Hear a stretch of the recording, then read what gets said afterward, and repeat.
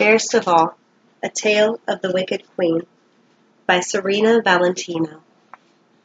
Chapter 1. Rose Petals, Kisses, and Cake. The apple blossom trees in the castle courtyard bloomed with the lightest of pink petals and sparkled with shimmering silver baubles, reflecting the sun brilliantly. Garlands of wisteria and gardenia were draped over the stone well at the foot of the castle's grand staircase, which was strewn with pink and red rose petals. 100 attendants, fitted in the finest garments of deep blue edged in silver trim, stood along the castle's main gate, ready to greet the royal wedding guests, who were now starting to pour into the courtyard. It seemed the entire world was now assembled by the old well, waiting to see the king's beautiful new bride, a distinguished beauty who seemed to magically appear from legend and myth, the beautiful daughter of the renowned maker of mirrors. The courtyard was bursting with royalty from neighboring kingdoms, all waiting for the wedding to commence. The queen stood alone in her chamber, staring at her reflection in the mirror, which looked back at her rather nervously. No woman could have her life so completely changed and not expect some level of anxiety. She was marrying the man she loved, becoming a mother to his daughter, and she would be queen of these lands. Queen. She should be happy, but something about the mirror she was holding filled her with a horrid sense of dread that she could not account for. Verona, the queen's lady-in-waiting, cleared her throat to announce her presence and then rushed into the chamber. Verona's bright eyes, the color of the sky, beamed with happiness. The lady glowed with a light that seemed to come straight from her core, illuminating her fair skin and glinting off her milk and honey hair. The queen smiled weakly as Verona embraced her. The queen had never been surrounded by such beauty, nor had she known happiness. Not until she came to this court. And now, here was a woman she loved as a sister. Snow White followed Verona into the queen's chambers. She was a lovely little creature of 3 or 4, with a joyous bounce in her step and an inextinguishable sparkle of happiness twinkling in her eyes. Her skin was fairer than a virgin snowfall, her tiny pouty lips redder than the deepest ruby, and her hair as black as a raven's feathers. She was like a delicate porcelain doll come to life, especially this day, in her little red silk velvet dress. Verona held Snow by her tiny hand, hoping it would discourage the little girl from fidgeting with the beading on her delicate dress. Snow, my dear, stop pulling at your beads. You'll ruin your dress before the wedding even commences. The queen smiled and said, Hello, my pretty little bird of a girl. You look lovely today. Snow blushed and hid behind Verona's skirts, peeking at her stepmother. Doesn't your new mother look pretty today, Snow? Verona said. Snow nodded her head. Then tell her, dear, coaxed Verona as she bent down, smiling at the coy little girl. You look very pretty too, Mama, said Snow, melting the queen's heart. The queen opened her arms to the child, and with Verona's gentle encouragement, Snow moved forward to accept the queen's embrace. Snow was a little bird of a girl, such a lovely creature. It tugged at her stepmother's heart, as if the child's beauty hurt her deeply. As she took Snow into her arms, she was filled with a love she had never known. She thought the weight of that love might cause her heart to burst, and in a secret place, buried deep inside her heart, she wished somehow she could absorb the beauty of this child, so she herself would truly be beautiful. You do look quite striking, my queen, Verona said, smiling knowingly, as if she had seen into the queen's insecure heart. The queen again examined herself in the mirror, and she saw something of her mother looking back at her. She remembered back to the day the king had remarked on her resemblance. Perhaps he was right. It was possible that she did look like her mother, but she had never seen it before now, standing there in the same wedding gown her mother had worn on her own wedding day. The dress was of the deepest red, and somehow the years had done nothing to mute its brilliance. It was embroidered with a lavish pattern of blackbirds, and bejeweled with smoky black crystals that sparkled in the light. The queen's heart leapt, then quickly sank. How wonderful it would have been to have her mother here with her today. How wonderful it would have been to have had her there at all. The queen knew her mother only from the paintings that decorated her father's home. But as a child she would stare at it, in awe of the woman's beauty, deeply in love with her, and yearning for her embrace. She would imagine this mother she never knew, taking her into her arms, dancing in circles, the jewels that adorned both of their dresses catching the light while they laughed. The queen broke away from her reverie to look at Snow. She was playing with the tassels of the curtains at the far end of the room. For all the joy in her eyes and her heart, the queen knew the poor child's feeling of loss. There must have been an emptiness inside the girl, an inconsolable feeling. The queen frowned, knowing that there was nothing she could ever do to replace the king's first wife. How could Snow possibly love another woman as much as she cared for her own mother? How, especially, could she care for someone like the queen, whose life up till now had been, at best, a string of mediocre achievements surrounded by boredom and bleakness? As the child played and Verona tended to her, the queen's mind drifted further to the day she had met the king in her father's mirror shop. Her father's reputation as an expert craftsman had grown so wide, and his artisanship so well represented, that the king himself felt it his duty to visit he who had been called the finest craftsman in all the lands. After examining her father's wares and being gifted a mirror of his own, he was ushered outside where the queen was fetching a bucket full of water from an old well. The king ordered his attendants to halt. "Who is this girl?" the king asked. "The mirror-maker's daughter, sire," an attendant replied. The king made his way over to her and took her hand. She gasped and dropped the bucket at his feet, soaking his boots right through to the stockings. The queen looked up nervously, expecting a harsh rebuke, perhaps even imprisonment in his dungeons. But the king simply smiled, and then he spoke to her. She thought he was teasing her when he told her how lovely she was, that of all of her father's creations, she was the finest. "Please, don't say such things to me, Your Majesty," she said awkwardly, performing something between a curtsy and a bow, as she struggled to avoid his pale blue eyes. "And why shouldn't I? You must be the fairest maiden in all this land. Nay, surely you are the fairest in all the lands I have ever known. It is no wonder your father makes mirrors to reflect your beauty." The queen had struggled not to look into the face of the man who ruled over everything from her kingdom to the very well from which she was fetching water. Then as quickly as he had come, he was gone. When he ventured off, he promised a quick return. The queen was bewildered and confused. How could the king possibly have felt this way towards her, of all the maidens in the land? Her? The queen's father smirked. "Clearly you have bewitched him, daughter," he said as the queen watched the king's convoy ride off, disappearing as it dipped below a hill, only to re-emerge on the next incline, seeming smaller and certainly farther away. She sat in her small spare room that evening, gazing out her window at the star-speckled sky. Could the king be thinking of her this night? She mused as she gazed at the stars, imagining her mother looking over her, flying through the darkness, the jewels of her dress sparkling, camouflaging her among the blanket of celestial lights that twinkled in the night sky. She imagined that she was flying alongside her mother, gazing at dying suns and seeing others burst to life. She was surrounded by luminescent stardust, floating in darkness dotted with brilliant iridescence. It was the memory of the king that brought her back to her humble room. She was sure he wouldn't come back for her. Soon after the king's departure, the queen suffered a new loss, her father. In the days following her father's death, her own life was infused with light. It was as though in leaving this world he brought all darkness with him and left her in a place where she might be able to find, if not love and happiness, at least something more than she had up till now. On the day her father died, before the word had traveled to the king or anyone else in the land, the queen brought every one of his mirrors out into the light. She hung the small ones from a giant maple tree on their grounds. It was remarkable. The mirrors swayed in the breeze, catching the sunlight and reflecting it in the most magnificent and unusual ways. Rays and beams of light danced upon the maple leaves. Reflections like tiny playful sprites dotted the house and the grounds.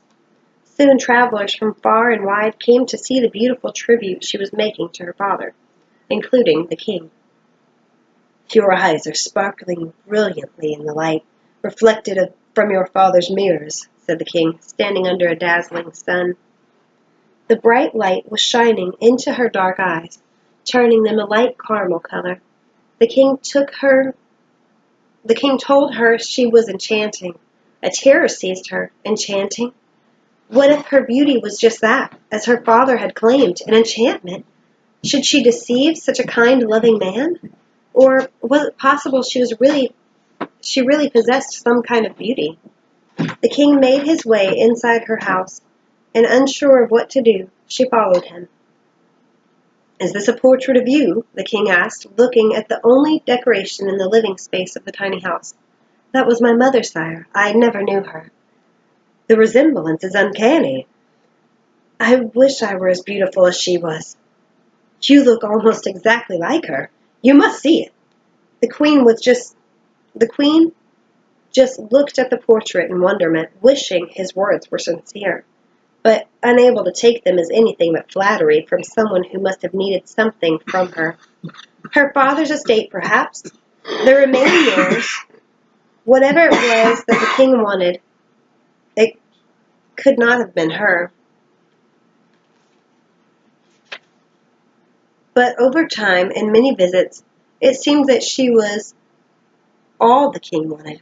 Her life began to seem like a dream, light, ethereal, and breathtaking. The king's people embraced her. Around fires to the melody of minstrel's harp, the entire kingdom, and even beyond, sang of the beautiful daughter of the renowned maker of mirrors, who had stolen the heart of the king. Verona interrupted the queen's thoughts, bringing her back to the present. The court, in fact, the kingdom, is filled with throngs wishing to glimpse their new queen. We had best make our way." The queen smiled. "And what a fine trio we will make, walking in procession," she remarked as she took Verona and Snow by the hands and proceeded to the wedding celebration. Verona had not exaggerated. Huge crowds were gathering outside, and the queen could see this through the small windows that dotted the wall as she descended the spiral stairway. Among the crowd, the queen recognized the king's most beloved uncle, Marcus, who caught a glimpse of her through the window and smiled. He was a large man, unkempt and jolly-looking. The queen remembered that his wife, Vivian, had recently fallen ill, and yet he was here for his nephew. He was standing with his dear friend, the court's huntsman, who was a handsome man, well-built with dark eyes, hair, and beard. There were kings and consorts from far and wide, and the king's three strange cousins, who dressed oddly and stuck closely together. They smiled in unison and tilted their heads thoughtfully as one. The queen observed their weird behavior as she passed by another window, this one shaped like a huge letter X. The entire castle was warmly lit with candlelight, glowing with ethereal, conjuring images of the queen's favorite holiday, the winter solstice. There were so many candles lit that the room felt hot, too hot. The queen's face flushed and her head spun. Her heart pounded as she walked down the aisle towards her king. He waited by the old well, which he had ordered moved from the mirror maker's home to the castle courtyard, so that he might always be reminded of where he first saw the queen. With Verona's help, the queen steadied herself and focused her attention on her king, who was smiling brilliantly. He was beautiful, but even more so in his formal attire. With his dark hair and pale eyes, his glistening sword hung at his side, and his tall boots shined in the candlelight. The queen felt as if she were floating in a dream. Women with faces painted white as sheets and cheeks and lips the color of red roses were peering at her as she glided past them. She attempted not to read the looks on their faces, instead focusing her gaze on her bridegroom. But surely they were smiling condescendingly at her as she passed, some of them with little bundles of jasmine in their hands, the scent intoxicating and slightly overwhelming. Not only would they be jealous of her marriage, but they would also think, why her? Of all the ladies in the kingdom, why this peasant girl? There would be whispers accusing her of enchantment, and evil eyes cursing her. She finally reached the king, who stood by the well, and he took her by the hand. Perhaps he sensed her dizziness and her buckling knees, but her heart finally slowed its pounding when she locked eyes with him. The ceremony began. Verona and Snow stood off to the side. The officiant stepped forward.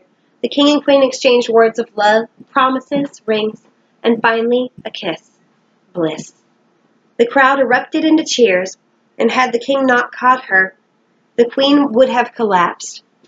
There was a flurry and then a shower of pink rose petals, illuminated by shafts of light streaming through stained glass windows, casting an unearthly charm over the entire castle. She was in love, beautiful, the queen. Everyone she encountered remarked on her beauty. She tried not to let their compliments confound her, but when she thought of it, it made her already dizzied head swim. The day whirled by in a pink haze. Her hand must have been kissed 1,000 times, and she never danced so much in her entire life, not even as a child with her Nanny. Oh, Nanny, how she wished she were here to see her on this day. She remembered something Nanny had told her in her father's kitchen one sun-drenched morning, while eating strawberries and cream.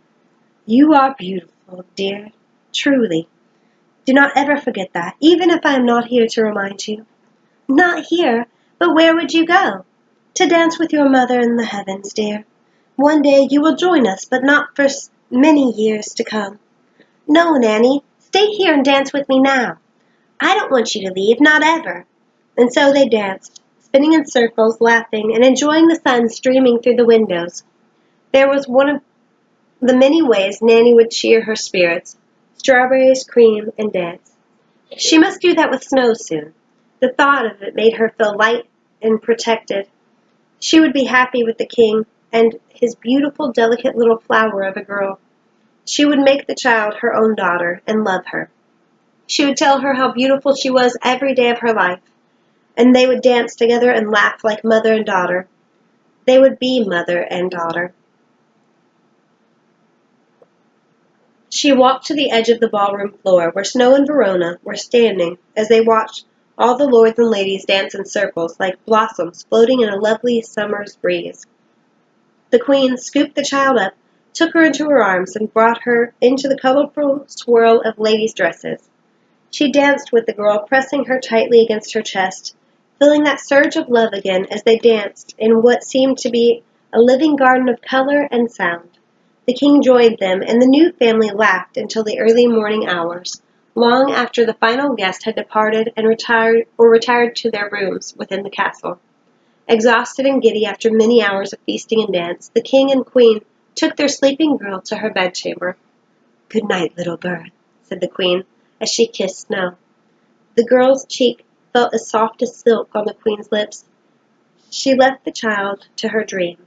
She was sure they were filled with lovely ladies spinning in circles and colorful dresses with banners swirling all around her. The king took his new wife by the hand and led her to their chamber. The sun, now coming through the curtains, was casting an otherworldly glow. They stood there for a moment looking at each other. Bliss. "I see you have opened my gift," the king said, looking at the mirror.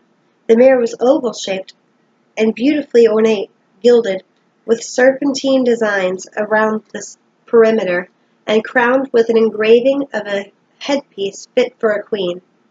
It was nearly perfect, but something about it made her feel the same uneasiness that had shaken her before the ceremony. Her chest tightened, and the room suddenly felt oppressingly confining. "What is the matter, my love?" the king asked. The queen moved to speak, but she could not.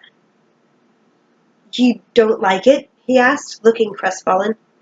"No, my love, I'm just tired, so tired," she finally muttered, but she couldn't take her eyes off the mirror.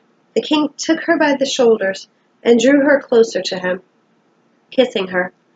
"Of course you're exhausted, my love. It's been a terribly long day." She returned his kiss, attempting to banish all fear from her heart. She was in love, bliss, and she would allow nothing to ruin this day. This is Chapter 1 of Fairest of All, Tale of the Wicked Queen by Serena Valentino. I hope you've enjoyed this reading. Next time I will go to chapter 2. Thank you.